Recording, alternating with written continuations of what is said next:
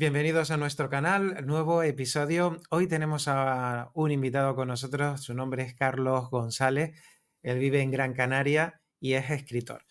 ¿Qué tal, Carlos? Bienvenido. Buenos días, muchas gracias. Muy bien, todo muy bien. Bueno, un placer tenerte con nosotros. Bueno, antes de comenzar y meternos un poco en materia, hablar un poco pues sobre tus libros, que tiene un montón de cosas interesantes, me gustaría que te presentaras un poco. ¿Quién es Carlos González? Bueno, soy o pretendo ser escritor. Escribo libros de novela histórica. Escribía, me dedicaba a escribir fantasía épica, tipo un poquito El Señor de los Anillos y demás. Hasta que, bueno, por casualidad de la vida, dando un paseo por el norte de la isla donde nací, donde vivo, pues descubrí unos cartelitos sobre unos ingenios azucareros de Alonso Fernández de Lugo, que fue un conquistador. Entonces, me dio por investigar un poquito y descubrí un poco cómo, pues, todo lo que había ocurrido con la conquista de Canarias. Y desde entonces he empezado a investigar. Llevo ya, pues, 15 años prácticamente investigando y escribiendo sobre Canarias. Entonces, he dejado un poquito de lado la fantasía épica y me he dedicado a la fantasía, a la novela histórica. Ujú. De fantasía tienes una trilogía. Realmente, ¿cómo comenzaste? Vamos un poco quizás por orden, con la fantasía inicialmente, pero ¿te gustaba mucho ese género y cómo llegaste a escribir una trilogía? Me encantaba el género. Es decir, siempre me ha encantado leer y me ha gustado mucho la fantasía, pero no la épica. Un buen día, pues un amigo me dejó unos libros de fantasía épica y empecé a leer y me enganché, empecé a leer todo lo que había sobre fantasía épica y fue lo que me animó a escribir. Ya había escrito un libro, pero con la edad de 12 años, que no llegó a ningún lado, pero bueno, me animó a seguir siempre escribiendo, siempre estaba leyendo y escribiendo, leyendo y escribiendo. Y un buen día, pues eso, me dediqué a escribir y tuve la gran suerte de que el primer libro que había escrito de esa trilogía, pues lo cogió una editorial, se llamaba Mundos Épicos, que cerró con la crisis de 2008. Pues se hundió, pero bueno, la verdad que estaba muy contento, funcionó muy bien, publicaron toda la trilogía y después ya, bueno, aspiré un poquito más, fui a editoriales un poquito más grandes y tuve la suerte también de que Roca Editorial pues me cogió la segunda saga, que después era una biología, ¿no? Dos libros, que es Los Ujú. Señores de los Siete Tronos y bueno, hasta ahí había Y llegado con la la, la- fantasía. sí, cuéntanos un poco la historia porque claro, hablar un poco de fantasía, bueno, pueden aparecer muchas cosas. ¿Cómo son los mundos de estos libros? Pues tiene tela, tiene tela porque, claro, la gente me dice, no, ahora es muy complicado la novela histórica comparado con lo que hacías antes con la fantasía. La fantasía, pues, es decir, es complicado inventar la historia, pero sin embargo me decían también que era mucho más fácil porque podías inventar lo que quisieras, ¿no? Es fantasía, realmente lo estás creando tú. Pero no es así. Ujú, Realmente, cuando quieres dedicarte a la fantasía, tienes que. Yo tengo un tonga de libros sobre fantasía. Si tienes que estudiar cómo son los elfos, cómo son los dragones, qué tipos de dragones hay, qué tipos de orcos, goblins. Tienes que estudiar a todas las criaturas mágicas, porque realmente un lector de fantasía sabe lo que es un elfo, sabe lo que vive un elfo, sabe lo que es un enano de las montañas, un dragón, qué tipos de dragones hay, la resistencia que tienen las escamas de los dragones. Todo eso lo saben, aunque parezca increíble, pero lo saben. Entonces, no sé, habla sobre un elfo que se muere con 50 años o con 80 años porque ya está viejito y cualquier lector de fantasía dice, vamos, esto no es lógico, es decir, los elfos no. Y lo viven mismo más, ¿no? claro, exactamente, y lo mismo con los dragones.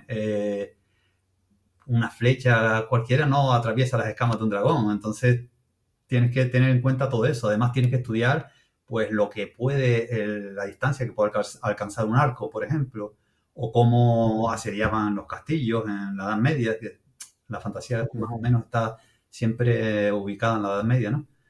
Entonces, tienes que estudiar un montón de cosas, cómo se hacían las minas, es decir, los túneles estos para entrar en los castillos, las contraminas para luchar contra esos túneles. Todo eso, hay un montón de armamento, de todas las armas de asedio y todo eso, que tienes que estudiarlo y conocerlo bien para poder escribir medianamente bien de fantasía. Luego, Ujú. depende de ti, de que escribas bien o mal, pero bueno, por lo menos tienes que tener esos conocimientos. Tienes como más licencia a la hora de tener esa inventiva, pero también al mismo tiempo también tienes un rigor Mm, con lo que se considera correcto en esa parte fantástica de fantasía en general, ¿no? es- Porque claro, yo por ejemplo, a mí es un género que también me gusta, pero no entro a tener tanto conocimiento de, bueno, mm, pues eso, si una flecha puede atravesar la piel de un dragón, por ejemplo, ¿no? mm, Claro, hay mucha gente, y ahora yo también un poco pensando así sobre la marcha, hay mucha gente que le gusta el género de fantasía, pero a lo mejor no llega a tanto. Pero es verdad que quien está metido hasta el fondo, mm. probablemente lo que podríamos considerar un friki, entre comillas, del género, ¿no? Sí, sí. Sí, sí, sí, sí. De hecho, hay criaturas que son de una saga en concreto y que se han hecho, se han internacionalizado, digamos. Ya todo el mundo las conoce, pero son de esa saga en concreto. Y entonces muchos otros autores las utilizan en sus libros y la gente dice, no, esto no es del mundo de fantasía, esto es de esta saga concretamente. Y tienes que Ajá. tener cuidado con eso. La verdad que tiene, tiene Sí. mucho trabajo detrás. Bueno, está claro que de pequeño te gustaba leer fantasía. Eso está.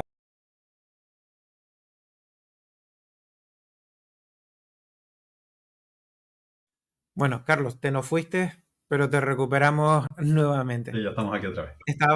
Sí, estábamos hablando sobre, bueno, ese cambio que hiciste con la fantasía hacia la novela histórica. Mm. Y bueno, termino un poco de comentarnos todo ese Mm. tema. Sí, decía eso, que había vuelto por esa razón, porque la historia tan rica que teníamos en Canarias, pues me había animado a escribir novela histórica y la verdad es que no me he arrepentido. Es decir, es verdad que con la fantasía me iba muy bien, pero la novela histórica en Canarias se está moviendo muchísimo. Es decir, yo creo que se mueven más los libros de fantasía, de novela histórica que tengo que incluso los de fantasía. Ujú.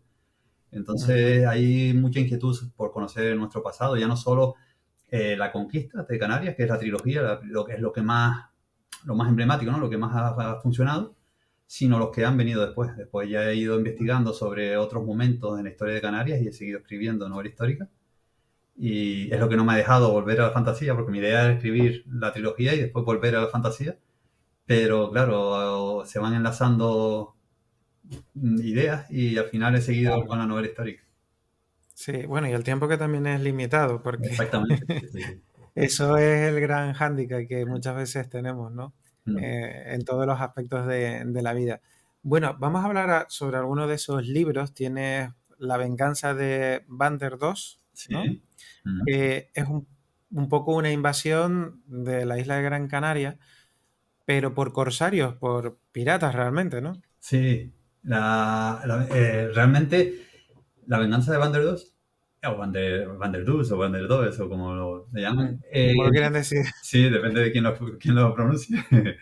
Eh, eh, fue casualidad, fue precisamente en una firma de libros que estaba haciendo con Datana, que es uno de los libros de la conquista de Canarias, que cuenta la conquista de Gran Canaria. Y mi editora empezó a contarme la historia de un corsario que había llegado aquí en 1599. Y bueno, había invadido la ciudad con 12.000 piratas. Empezó una historia que a mí me pareció impresionante.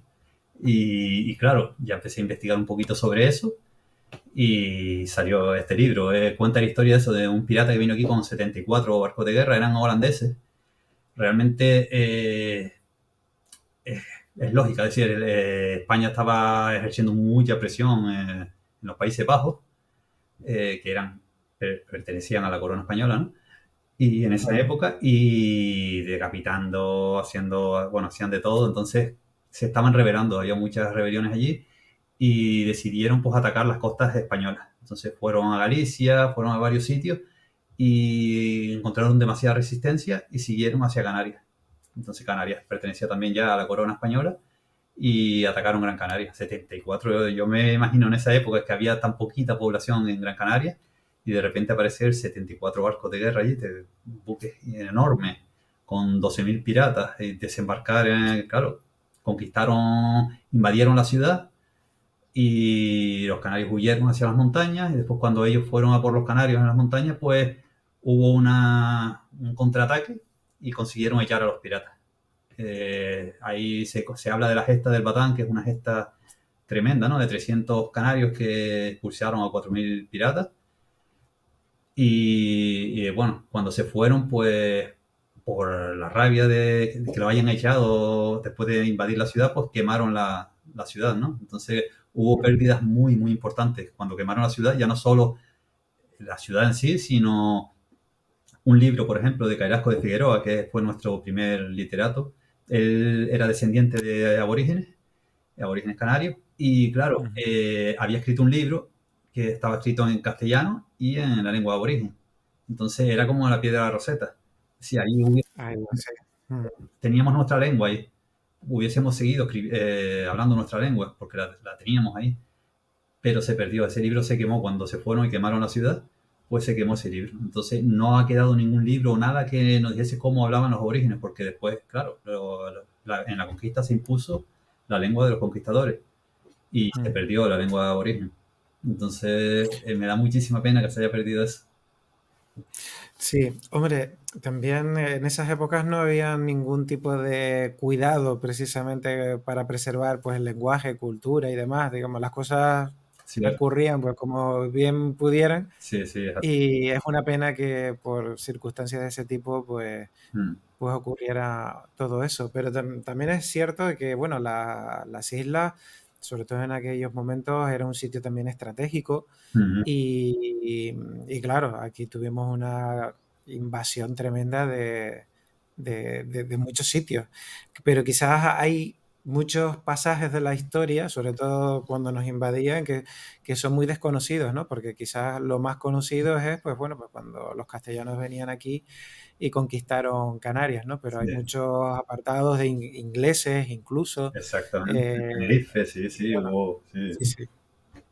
sí, Ha sido tierra de piratas realmente, ¿eh? exactamente, sí, sí, sí, sí, las racias que hacían en cualquiera de las islas, de hecho el Hierro, el Lanzarote, estaban casi despobladas de tantos esclavos que se llevaban, racias, eran, la verdad que, Hombre, trasladarse en el tiempo, si tuviéramos una máquina del tiempo y nos trasladáramos hasta esos años, serían bastante convulsos. sí, sí, demasiado, la verdad No, sí, sí, sí.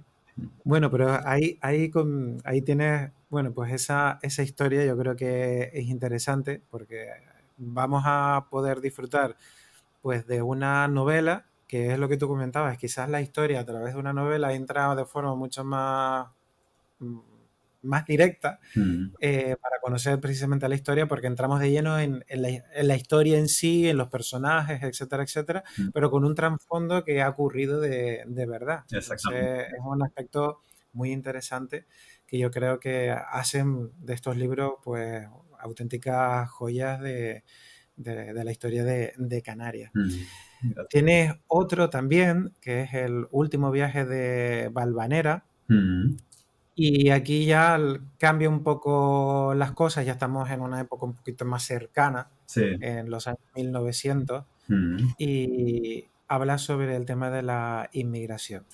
Sí, precisamente después del último viaje de Valvanera, también por avatares de la vida, pues di con una representación que había sobre el último viaje del Valvanera y también me llamó muchísimo la atención toda esa historia de este barco, que había un barco que venía desde Barcelona, pasaba por varios puertos de la península, llegaba a Canarias, a Gran Canaria, luego a Tenerife, luego a La Palma y desde ahí iba hacia Cuba Ujú. y entonces se llevaban muchísimos inmigrantes que huían tanto del hambre, porque había muchísima hambre en España, pero sobre todo en Canarias en concreto, pero bueno, en toda España, y también huían de la guerra de Marruecos. Hay que tener en cuenta que era la época esa en la que se enviaban muchos españoles a la guerra de Marruecos. Y claro, siempre se enviaba a los más pobres, porque los que tenían dinero pues iban pagando una cuota y se los saltaban en la lista cuando reclutaban. Entonces, en Claro. Canarias había mucha pobreza, pues muchos canarios iban para allá. Entonces, la opción que tenían era o ir a la guerra o huir. Entonces, ese barco, el Valvanera, pues se llevaba muchos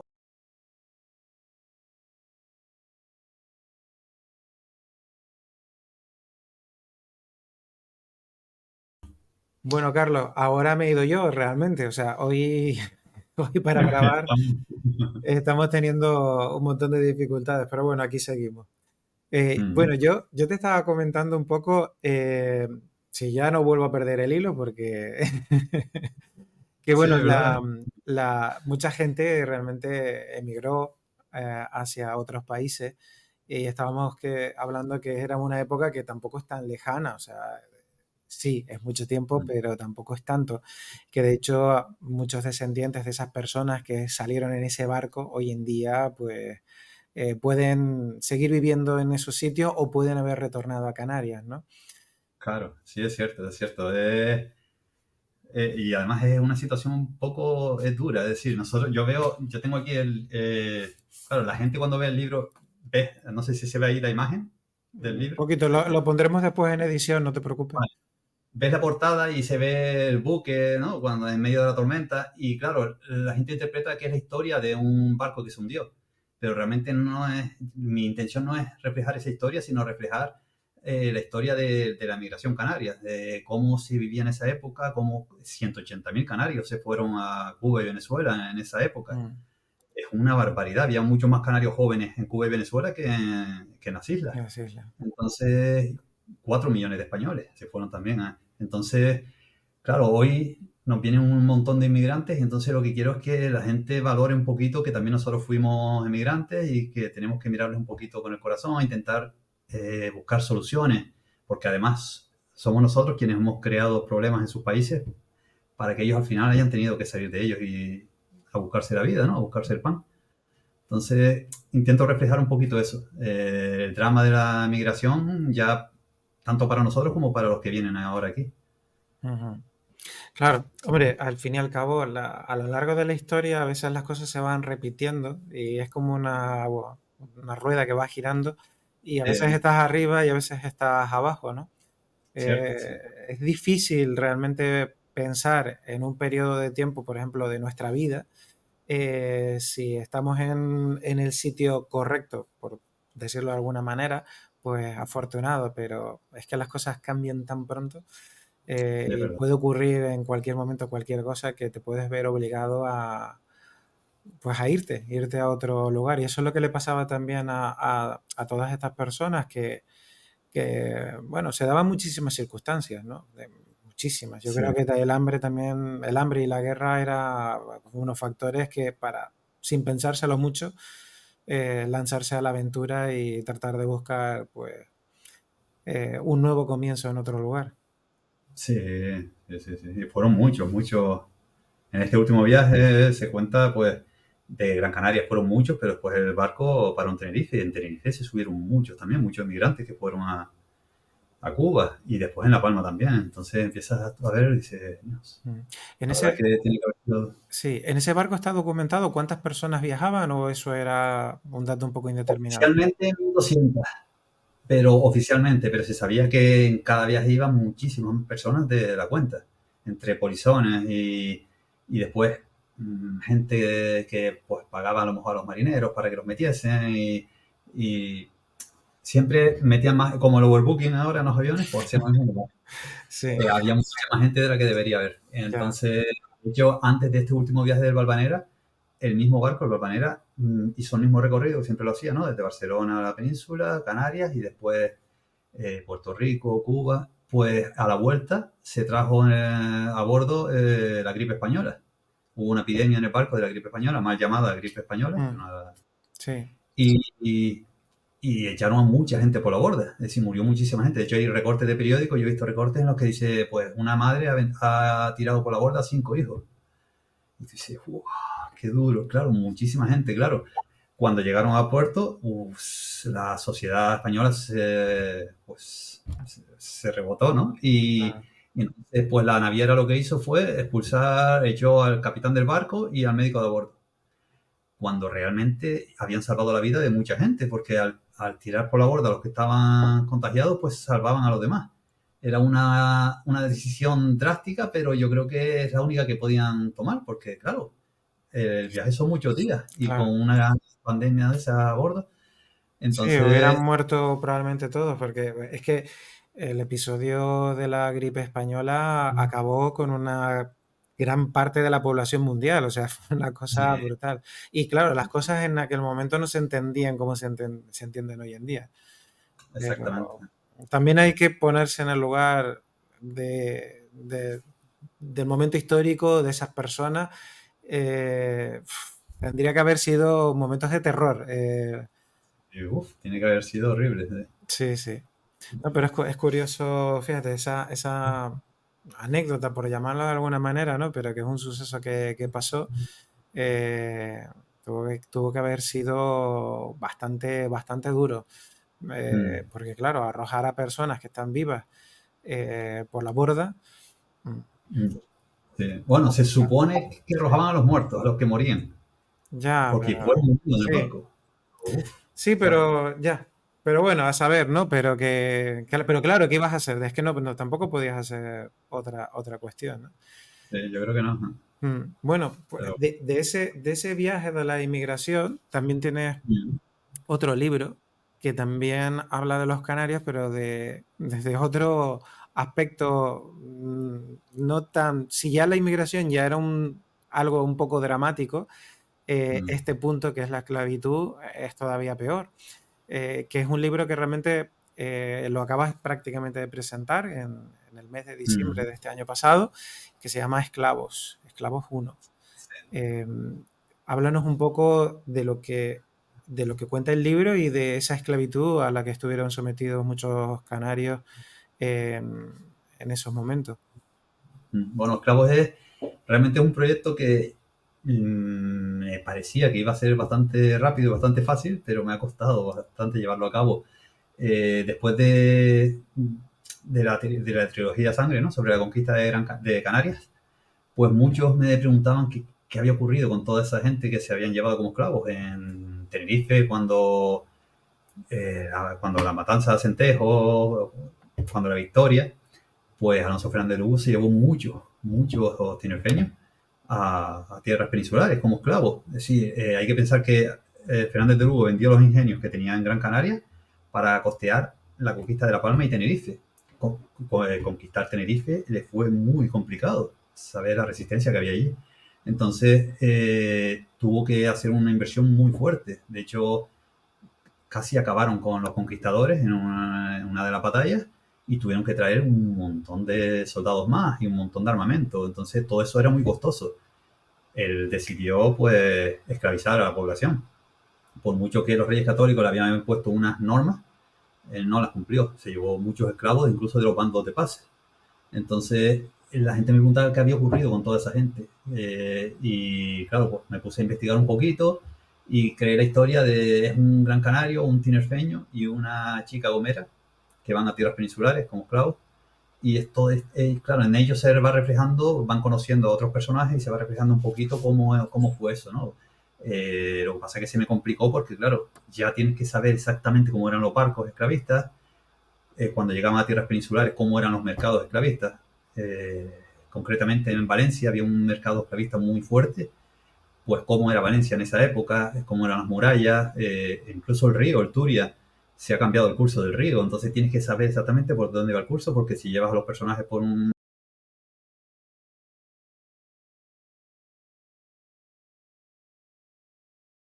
Carlos, discúlpame de nuevo. A todos vosotros también que nos estáis viendo, disculpar los cortes. Oye, es que nos quieren sabotear hoy. ¿No será algún pirata de esos que tienes por ahí en los libros que está cortando cables? Seguramente, sí.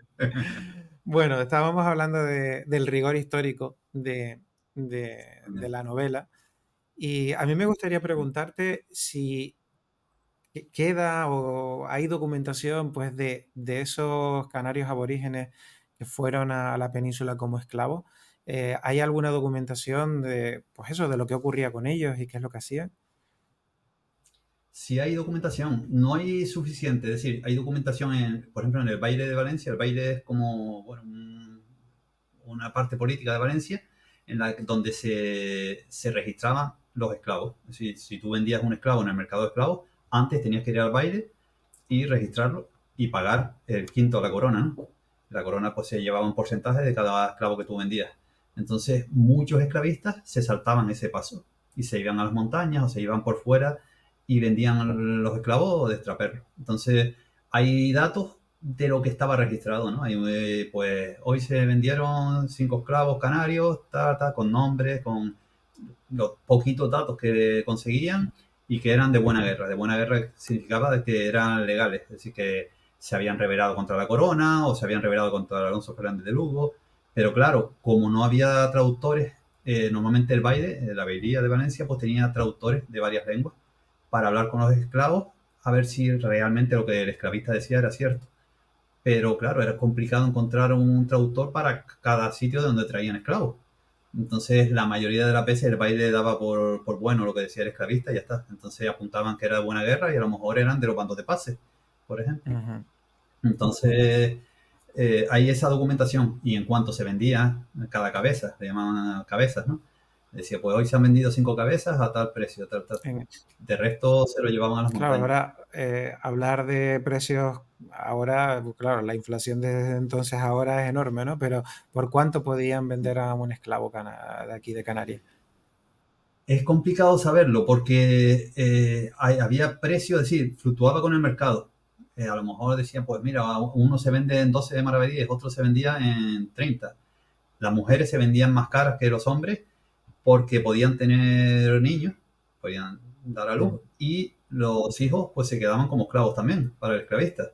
Entonces, y además podían ser las funciones de la casa, podían ser unas funciones determinadas. Los hombres los utilizaban más para funciones más complicadas, para minas, para trabajos más duros, y normalmente morían mucho antes. Entonces, pues se pagaba menos por ellos porque tenían menos tiempo de vida. Ujú. Entonces dependía también los niños, por los niños también se pagaba un precio, otro depende de las edades. Entonces era complicado y había épocas en las que pagaban precios desorbitados y épocas en las que pagaban, dependía de la oferta y la demanda. Precisamente en un capítulo del libro en el que se llevan a estos esclavos que digo a Valencia, cuando llegan allí llega un cargamento de esclavos de unos italianos, que los italianos eran los reyes de la esclavitud, ¿no? Entonces pues llegó un cargamento. Entonces se dieron prisa en venderlos antes de que los pusiesen a la venta porque sabían que iba a bajar el precio del mercado. Ya. Ahora volvió. Hombre, es la verdad que cuando empiezas a indagar en todas las cosas que han ocurrido a lo largo de la historia, son como capítulos para, para pasar páginas y olvidarte de ellos, pero precisamente olvidarnos de las cosas no es la solución. Hay que saber que han ocurrido, pasar página, ¿no? Pero bueno, la historia es la historia y se debe de conocer.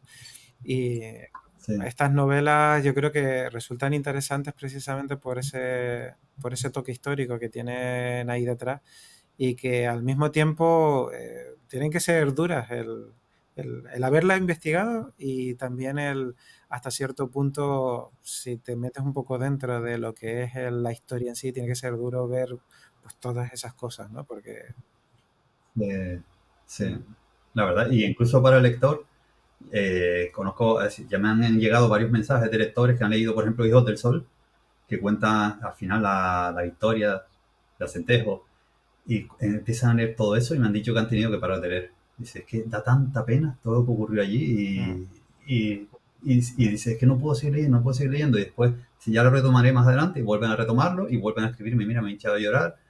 Es que, y la verdad que son episodios muy, muy, muy duros, ¿no? ya. Bueno, eso quiere decir que llega a la gente y que la historia, y sobre todo de esas épocas, está completamente desconocida.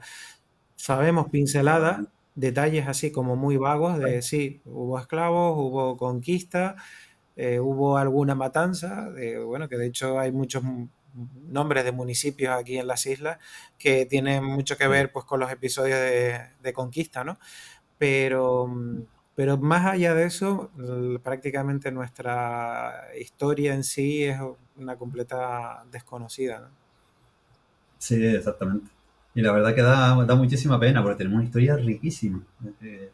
Me da muchísima pena. Mm. Bueno, pues Carlos, vamos a ir concluyendo, no voy a hacer que tengamos un corte nuevo, pero bueno, Mm. en diciembre presentaste esa novela de la que estábamos hablando ahora de esclavos.